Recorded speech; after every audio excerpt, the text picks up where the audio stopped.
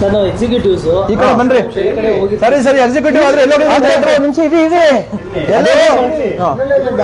ಈಗ ಎಕ್ಸಿಕ್ಯೂಟಿವ್ಸ್ ಏನಂತ ಹೇಳುತ್ತೆ ಸರ್? ವಾರ್ಡ್ ಆಫೀಸ್ ಎಲ್ಲ ನೋಡ್ಕೊಂಡ್ ಬರ್ತಿದ್ವಿ, ಹಾಸ್ಪಿಟಲ್ ಹೋಗಿದ್ದೆ, ಇರ್ಲಿಲ್ಲ ಅವರು. ಈಗ ಮೂವ್ಮೆಂಟ್ ರಿಜಿಸ್ಟರ್ ಎಂಟ್ರಿ ಮಾಡ್ಬಿಟ್ಟೆ ಹೋಗಿದ್ದೀರಾ? ಮೂವ್ಮೆಂಟ್ ರಿಜಿಸ್ಟರ್ ಇಲ್ಲ. ಮತ್ತೆ ಹಿಂಗೆ ಅದು ಮೂವ್ಮೆಂಟ್ ರಿಜಿಸ್ಟರ್ ಇಲ್ದಲೇ ಔಟ್ಸೋರ್ಸ್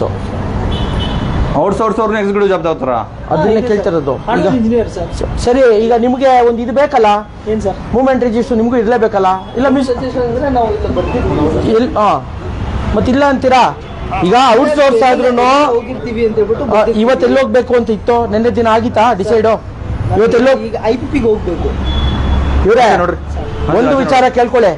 ನೀವು ಔಟ್ಸೋರ್ಸ್ ಆದ್ರೂ ಆಗಿರ್ಲಿ, ರೆಗ್ಯುಲರ್ ಎಂಪ್ಲಾಯಿ ಆದ್ರೂ ಆಗಿರ್ಲಿ, ಫಸ್ಟ್ ಭೇಟಿ ಕಚೇರಿಗೆ ಬಂದು ಕಚೇರಿಯಲ್ಲಿ ಅಟೆಂಡೆನ್ಸ್ ಹಾಕಿದ ನಂತರ ನೀವು ಹೋಗೋದಕ್ಕೆ ಅವಕಾಶ ಇರುವಂತದ್ದು ಅಲ್ವಾ? ಹೌದಾ ಅಲ್ವಾ? ನನ್ನ ಸುಳ್ಳು ಹೇಳ್ತಾ ಇದ್ದೀನಾ? ಮತ್ತೆ ಸುಳ್ಳು ಹೇಳುವಂತದ್ದು ಕೆಲಸ ಮಾಡಬಾರ್ದು. ಅವ್ರಿಗೆ ಇನ್ನೊಂದ್ಸಲ ಏನು ಕೆಲಸದ್ದು ನೀತಿ ನಿಯಮಗಳನ್ನ ಇನ್ನೊಂದ್ಸಲ ಹೇಳ್ಸೋಣ. ಈಗ ನಾವು ಮಾಡ್ತಾ ಇರೋ ಉದ್ದೇಶ ಹೇಳ್ತೀನಿ, ಕೇಳಿಸ್ಕೊಳ್ಳಿ. ನಾವು ಮಾಡ್ತಾ ಇರೋ ಉದ್ದೇಶ ಬಹುತೇಕ ಸರ್ಕಾರಿ ಕಚೇರಿಗಳಲ್ಲಿ ಅಧಿಕಾರಿಗಳು ಸರಿಯಾದ ಸಮಯಕ್ಕೆ ಬರ್ತಾ ಇಲ್ಲ. ಈಗ ನಾವು ಬರ್ತಾ ಇಲ್ಲ, ನಿಮ್ಮನ್ನೆಲ್ಲ ಹಿಡ್ಕೊಂಡ್ ಹೊಡೆಯಕ್ಕಾಗುತ್ತೆ, ಎಸಕ್ಕಾಗುತ್ತಾ? ನೀವು ಹೋಗಿ ಕೇಸ್ ಹಾಕ್ಬಿಡ್ತೀವಿ. ಕೇಳಿಸ್ಕೊಳ್ಳಿ.